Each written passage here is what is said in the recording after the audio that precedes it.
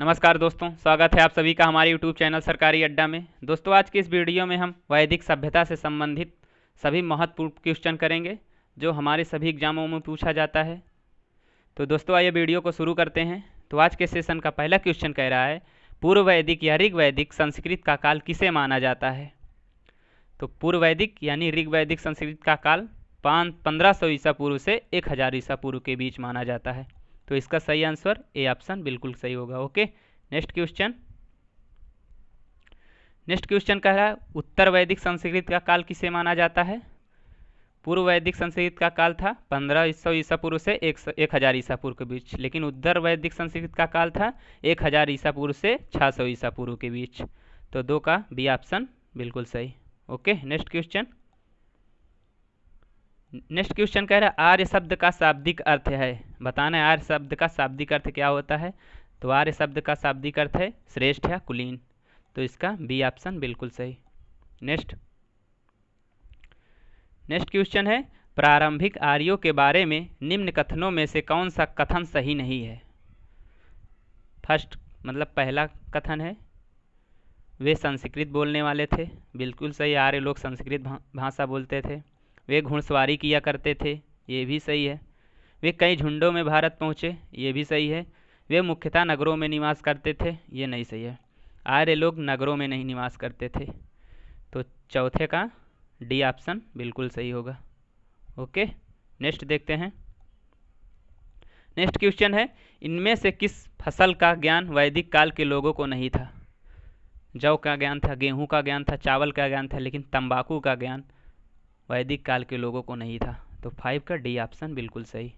Next question है, उत्तर वैदिक काल के वैद विरोधी और ब्राह्मण विरोधी धार्मिक अध्यापकों को किस नाम से जाना जाता था? जो उत्तर वैदिक काल के वैद विरोधी और ब्राह्मण विरोधी थे, ब्राह्मण विरोधी धार्मिक अध्यापकों को किस नाम से जाना जाता था? तो उन लोगों को श्रेष्ठीन के नाम से जाना जाता था। तो 6 का डी ऑप्शन बिल्कुल सही। नेक्स्ट क्वेश्चन कह रहा है, वैदिक गणित का महत्वपूर्ण अंग है। तो वैदिक गणित का महत्वपूर्ण अंग शूल सूत्र था।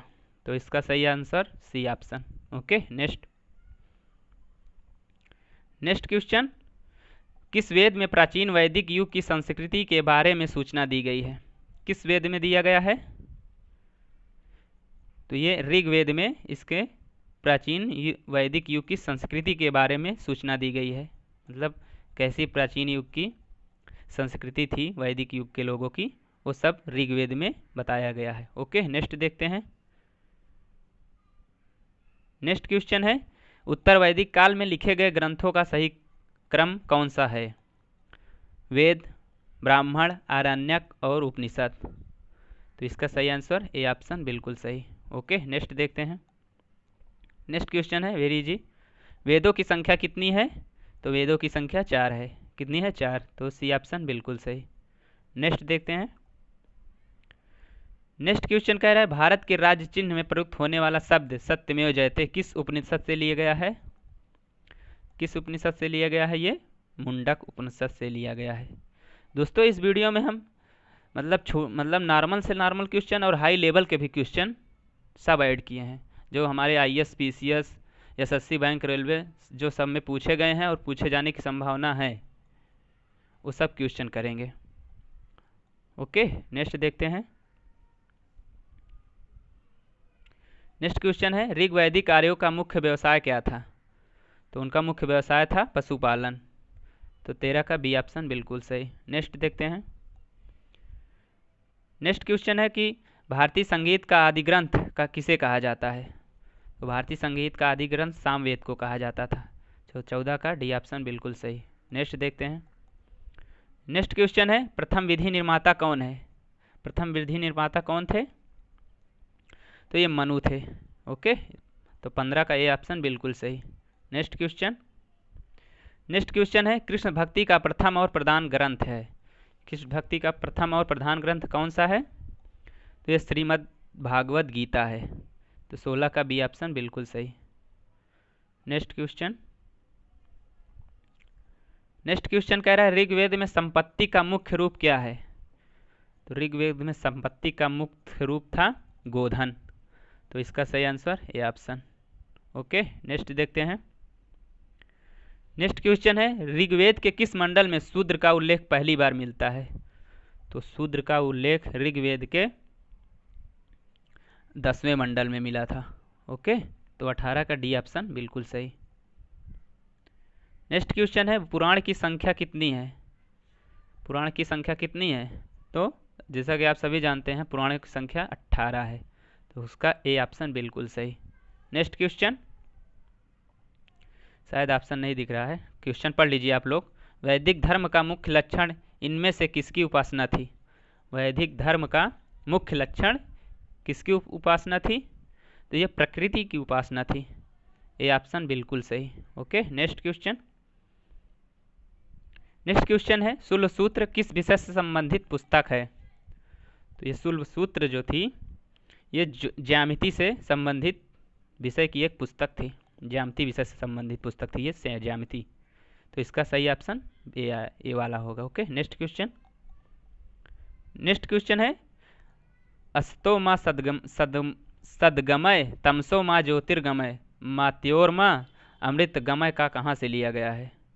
ये जो श्लोक है ये कहाँ से लिया गया था? तो ये उपनिषद से लिया गया है। तो 23 का ये ऑप्शन बिल्कुल सही। Next question. नेक्स्ट क्वेश्चन है, आर्य भारत में बाहर से आए और सर्वप्रथम कहाँ बसे थे? तो ये सर्वप्रथम कहाँ बसे थे? ये पंजाब में बसे थे। भारत में जब पहली बार आए तो ये पंजाब में आए थे। Okay, next question. Next question कह रहा है, वेदों को अपौरुषेय क्यों कहा गया था? क्यों कहा गया है? तो वेदों को अपौरुषेय इसलिए कहा गया था क्योंकि वेदों की रचना देवताओं द्वारा की गई थी। तो इसका ए ऑप्शन बिल्कुल सही। Okay, next question. Next question कह रहा है, वैशेषिक दर्शन के प्रतिपादक कौन है? तो वैशेषिक दर्शन के प्रतिपादक ये उलूक कणद थे। कौन थे? उलूक कणद। तो 26 का सी ऑप्शन बिल्कुल सही। Next question.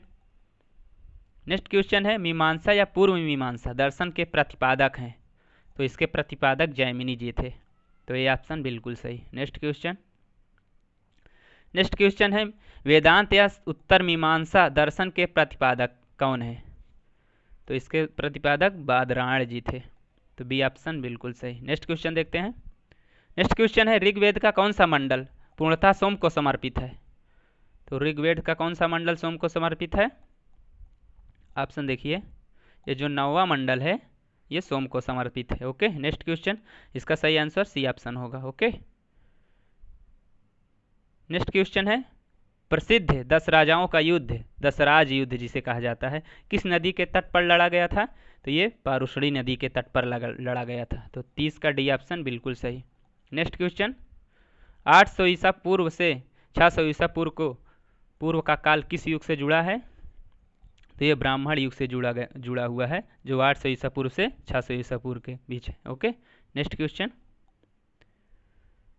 नेक्स्ट क्वेश्चन है, किस काल से अछूत की अवधारणा स्पष्ट रूप से उदित हुई?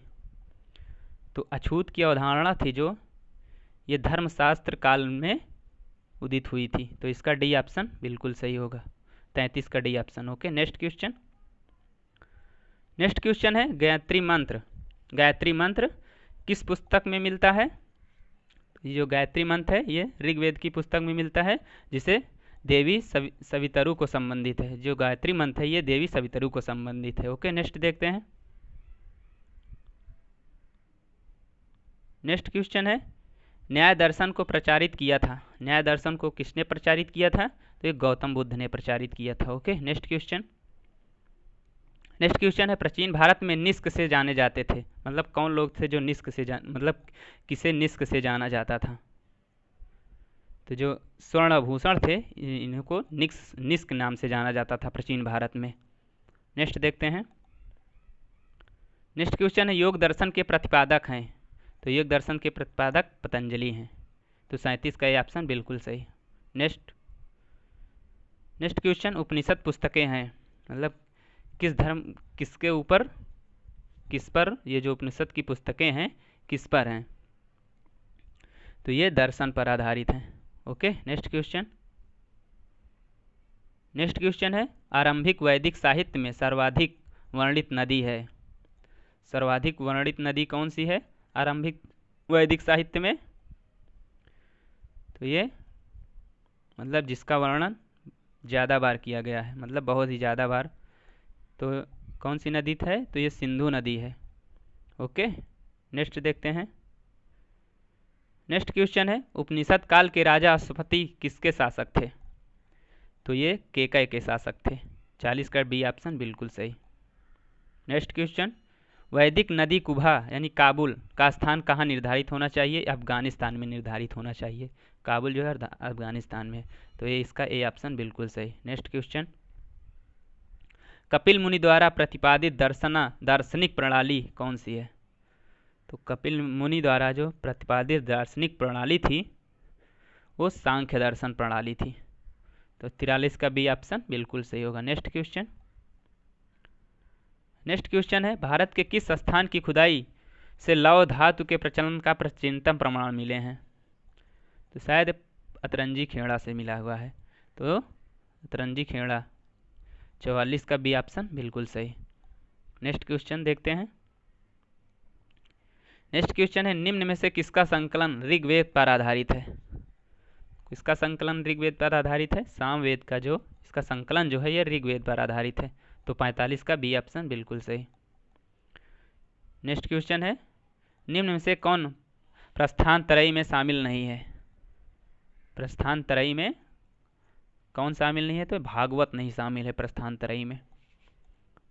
तो 46 का ए ऑप्शन बिल्कुल सही। नेक्स्ट क्वेश्चन, नेक्स्ट क्वेश्चन है, कर्म का सिद्धांत संबंधित है? तो कर्म का सिद्धांत ये मीमांसा से संबंधित है। तो 47 का बी ऑप्शन बिल्कुल सही। नेक्स्ट क्वेश्चन है, चरक संहिता नामक पुस्तक किस विषय से संबंधित है? जो चरक संहिता पुस्तक है ये चिकित्सा पर संबंधित पुस्तक है। तो 48 का बी सी ऑप्शन बिल्कुल सही। नेक्स्ट क्वेश्चन, यज्ञ संबंधी विधि विधानों का पता किस वेद से चलता है? तो यज्ञ संबंधित जो विधि विधान है ये यजुर्वेद से इनका पता चलता है। ओके, नेक्स्ट देखते हैं। वैदिक युगीन सभा थी, मतलब जो वैदिक युगीन सभा थी ये कैसी सभा थी? तो जो इस समय का मंत्री परिषद थी। ओके, तो 50 का सी ऑप्शन बिल्कुल सही। दोस्तों आज के वीडियो में इतना ही। दोस्तों इसकी हम वीडियो की मतलब वैदिक सभ्यता पार्ट 2 लेकर बहुत जल्द ही आएंगे। तो दोस्तों तब तक वीडियो को लाइक करें और चैनल को सब्सक्राइब करें, वीडियो को खूब ज़्यादा शेयर करें। ओके, जय हिंद।